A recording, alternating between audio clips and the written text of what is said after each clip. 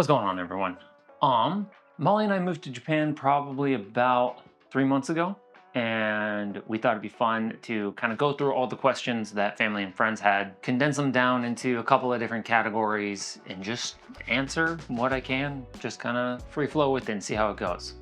So let's dive into it. Question number one: what is the grocery shopping and home cooking experience like? It's very similar, I would say, to the US.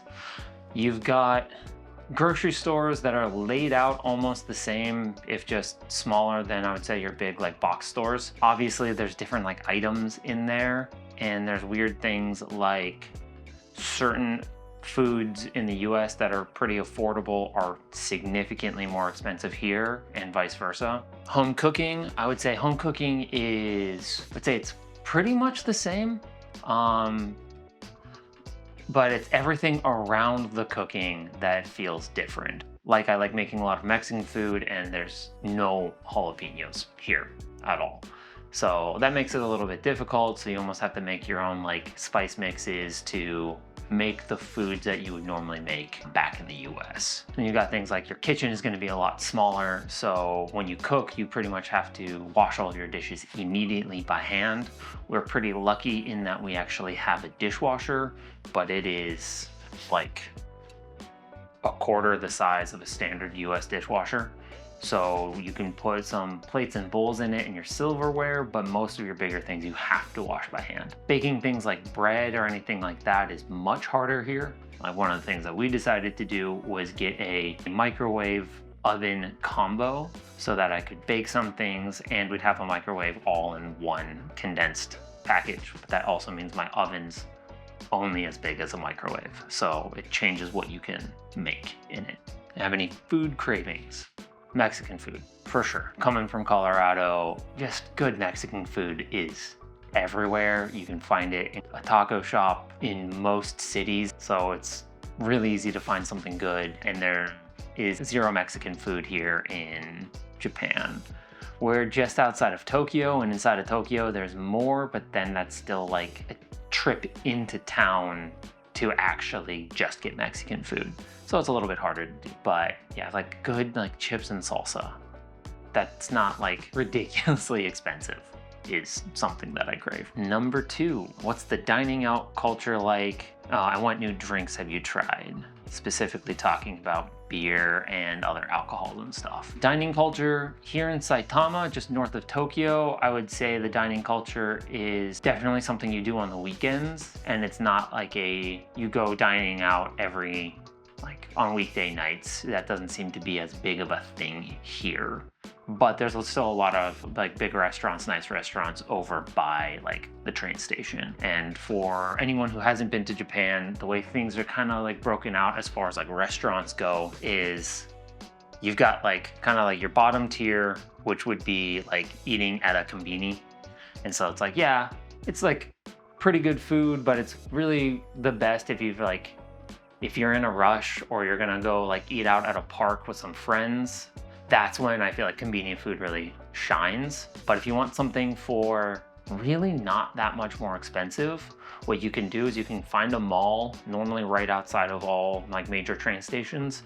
And on the basement floor, you're going to have a grocery store, and on the other side typically you'll have a bunch of little shops where it's like a bakery, something that's selling like maybe like tempura set meals or other just like ready to eat meals, and that's normally a very affordable option. And then the main stores of the mall, you've got like your fancy stores, your normal stores, and then on the top floor you've got nicer restaurants. So the nice thing about that is you're almost always going to get a high quality meal, pretty affordable, and almost guaranteed to find a spot to sit. Where if you go street level outside of the mall, you might be looking for a little bit to find a spot to sit, because a lot of those places are going to be the small like drinking bars or izakayas that are much smaller, and there's just don't sit as many people. New drinks that we've tried, we're starting to become fans of Japanese wine. One of Molly's teachers was saying that Saitama actually has some really good wine, and so we want to start trying that. the Japanese wine that we've tried so far, it's got like a light, crisp flavor to it versus, say, a California wine has a little bit deeper, like rich, warm notes versus the Japanese wines seem to be brighter and more crisp. It's hard to describe flavors. Highly recommend trying some Japanese wine if you get a chance.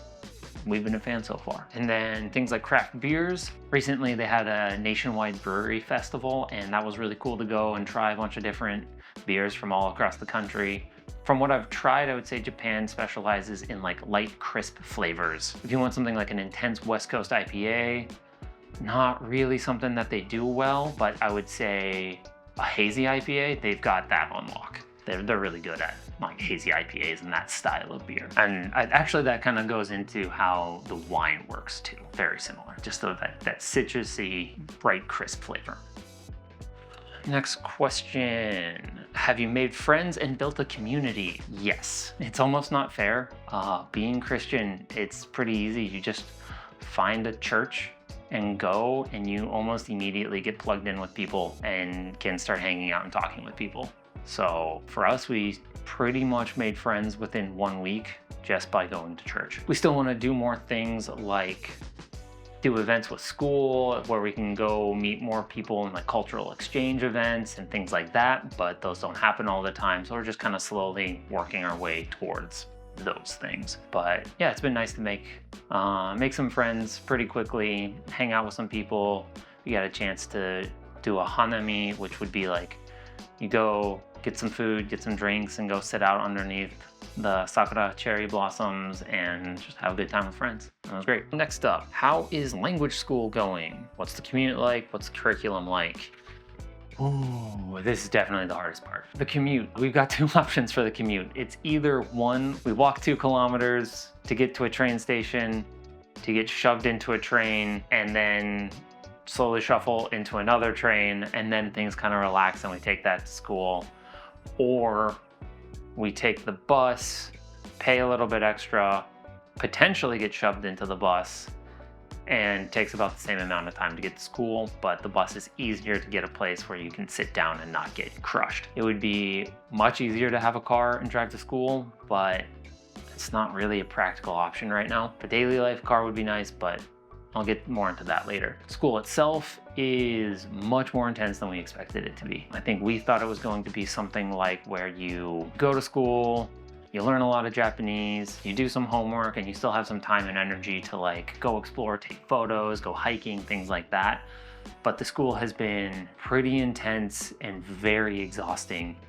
So it's something where we'll get done with school after like 4 hours of school, just like my brain is melted. I've worked for 15 years as an engineer, and I will say 4 hours of language school is more difficult than a 9-hour day doing engineering, because there is zero time for your brain to relax in those 4 hours. You don't get a chance to sit and process things. It's just like you put your mouth around a fire hose and they just open up full blast. On the flip side, I feel like my Japanese is getting a lot better, so it definitely seems like that's worth it.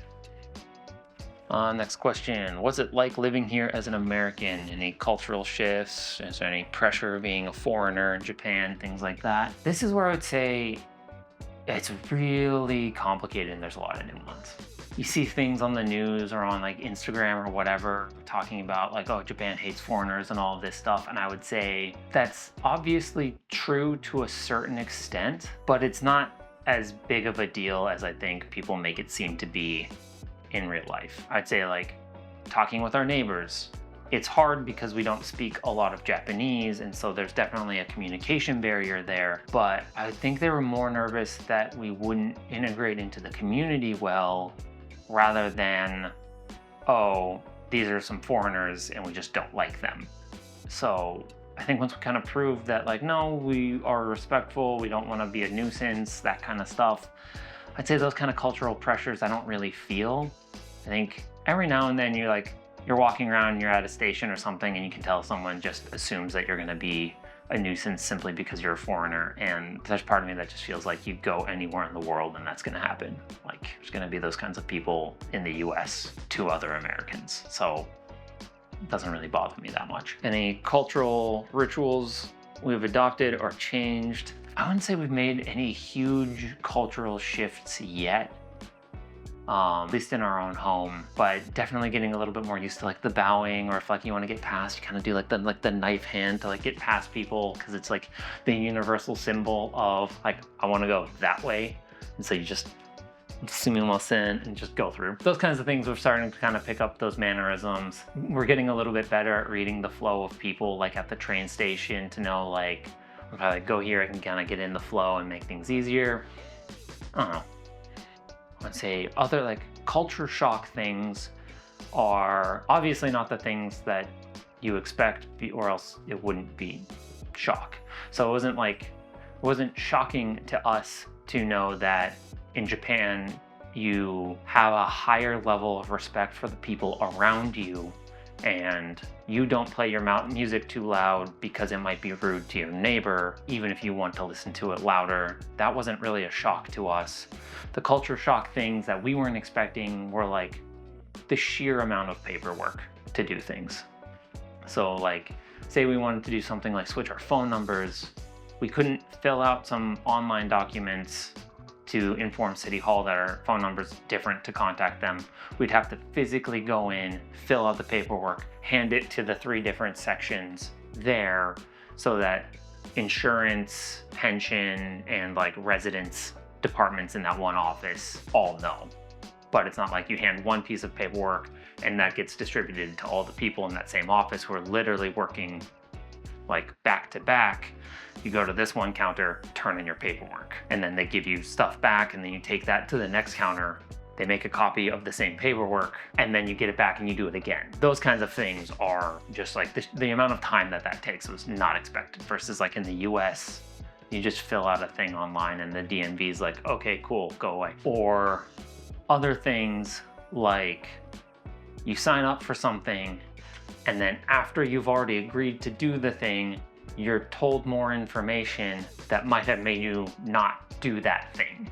For example, with our language school, we were told, we signed up, applied, got approved, and then in order to get our visas and everything, after we had sold our house, they had us sign a pledge that was we wouldn't drive a car. And that's something that if we were told that up front, we might have picked a different school. We would have at least considered other schools a little bit more thoroughly if we had known that was an option.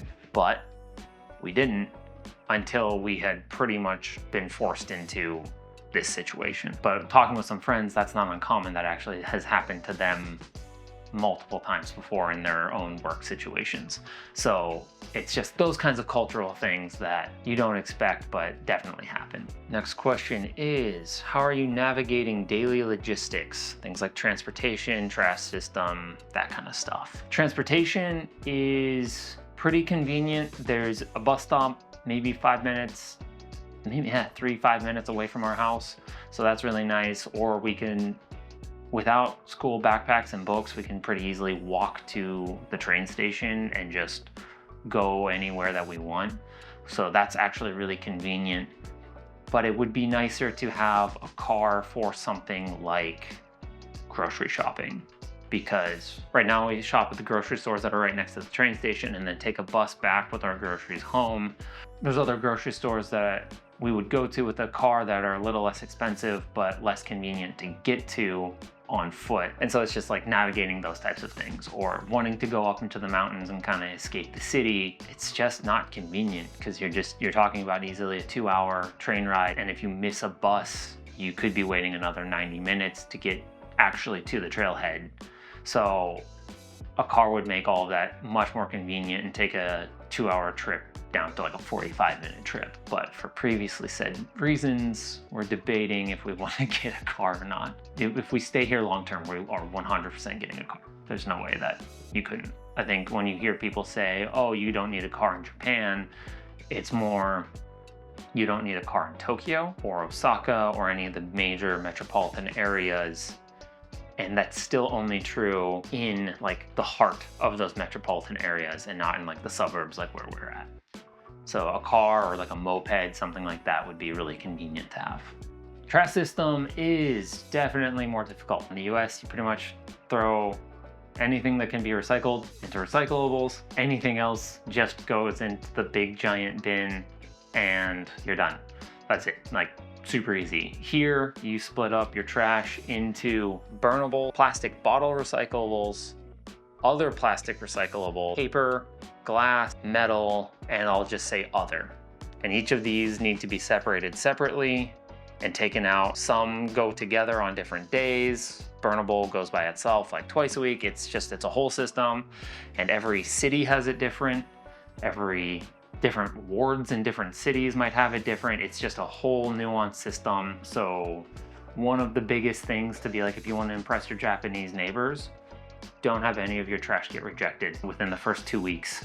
And I honestly feel like one of our neighbors like gave us that kind of like, I don't know if I trust that you're gonna be here. And he was very concerned that we weren't gonna sort our trash properly. But after about 2 weeks of having nothing taken, you could definitely tell that his worry about us changed and he got more friendly when he kind of learned that we weren't going to be a nuisance to the neighborhood just because we didn't know what we were doing. So it's a whole thing. The trash system is like weirdly important because it's a first visible indication to the people around you to tell them, like, I'm willing to participate in this society and do things that are inconvenient to me to not be a burden on the people around me. And I think that level of respect shows that, okay, you understand this unwritten rule. We probably don't have to worry about you doing all of the other far more difficult to understand rules because you at least understand the basics and you can show that you can get through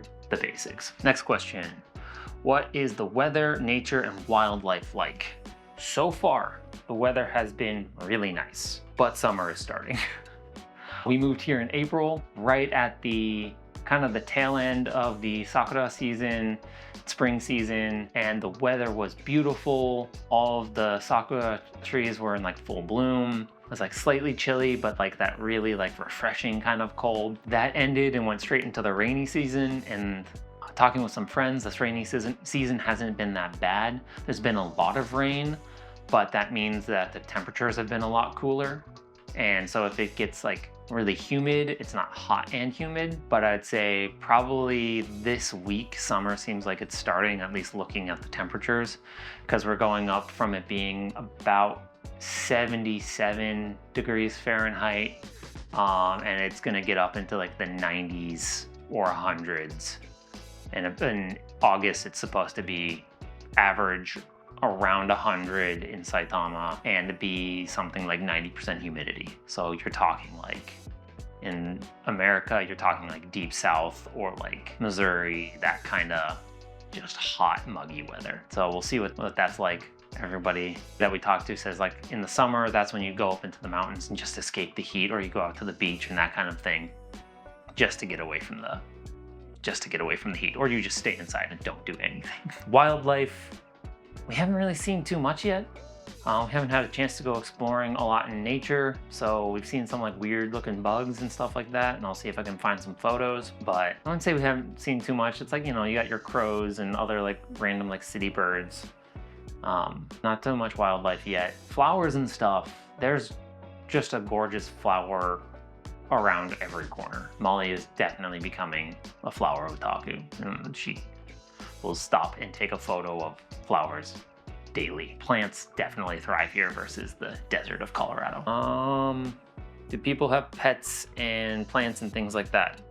Kind of like what I was saying, plants are pretty easy to take care of here. It's humid enough where they just thrive. It's kind of that jungly, humid climate, so it's not very hard to take care of that kind of stuff. Pets, do people have pets? Yes, absolutely. Are people obsessed with cats? Oh yeah, absolutely. I would say there's a lot of people in the suburbs who have dogs, and you see them walking around them. Most people have a dog that's probably like around that like shin height, like their back's at the shin height or something like that, a little bit smaller.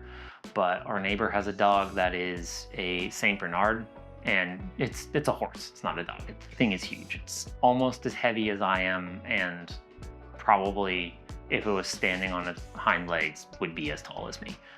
So that thing is massive, but it seems pretty nice. Buying a pet here though is insane to me because you could buy a car for the cost of a pet. They are ridiculously expensive. So if I was gonna get a cat or something like that, I wanna see if I could find a breeder that I might be able to get it cheaper than for $5,000. And yes, you can get a car for cheaper than $5,000 that's well maintained, which is why I'm looking into buying one. Next question.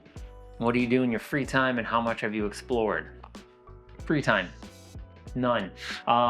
We don't really actually have a lot of free time. Kind of like I was talking about with school, it's pretty intense right now, so we have not had a chance to go explore near as much as we thought. Every now and then, like on Friday nights, we'll go either out to eat with some friends or we'll just make a little bit fancier meal and watch anime at home, because by the end of the day at school, your just brain is melted. Like I was just trying to buy a cinnamon roll from a bakery on Friday after school, and my brain was gone. And I literally had just been studying Japanese and I could not think of a single Japanese word. They were just all gone. And I could barely think of an English word to communicate what I was trying to say. All I was trying to say is, no, I don't need a bag.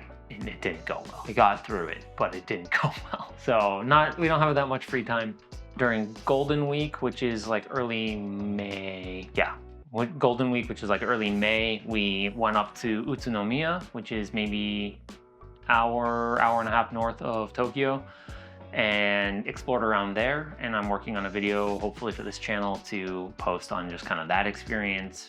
Just not a lot of time yet. It's that double-edged sword though, where I feel like school's really hard, but we're putting the investment in now so that when we're done with it, we'll be able to go anywhere in this country and be able to talk to anybody at any time and really be able to experience the culture fully just by talking with locals. So we're kind of willingly setting aside exploration and travel and that kind of like vacation-y fun for being able to more fully experience it later. Last question. Looking back, what are your highs and lows? And would you do it again? Highs and lows. I would say the highs are, it is an experience that you don't always get the opportunity to do. And it's really cool to have that opportunity and kind of do that adventure. The lows are, it is exhausting. And it is so much work to get here, and it is so much work to stay on top of things where we get done with school, we take a nap, we do homework, we eat, and we pretty much go straight to bed and don't have time for anything else because it's just go, go, go, go, go. We think it's gonna be worth it, but it's really tiring. Would I do it again? I'd say yes. But if I knew what I was getting into, I'd be much more reluctant to jump into it because I know how much struggle it is. But it's that same, like, I know I would have regretted not coming. Yeah, I know I would have regretted not coming if I hadn't. And we also kind of felt like God was calling us here. So I also know I would have regretted not doing that. What he wants us here for, no clue yet. But that's where we're at. So those were the questions that I had, or the categories that I had. If I missed something and you wanted to know more about it, please just drop a comment and let me know. I'll try to either do a follow-up to this or something else, depending on what people are asking. My intent for this YouTube channel is to sometimes do content like this, where it's just kind of Q&A talking about life living here, kind of like a vlog diary thing. But I also want to make videos doing kind of travel photography content as well. So if that sounds interesting to you, consider subscribing, liking the video, kind of all that YouTube jazz. It does actually help channels like this. That's everything I can think of right now. I just want to say, hey, thanks for watching. Really appreciate your time. Until next time, peace.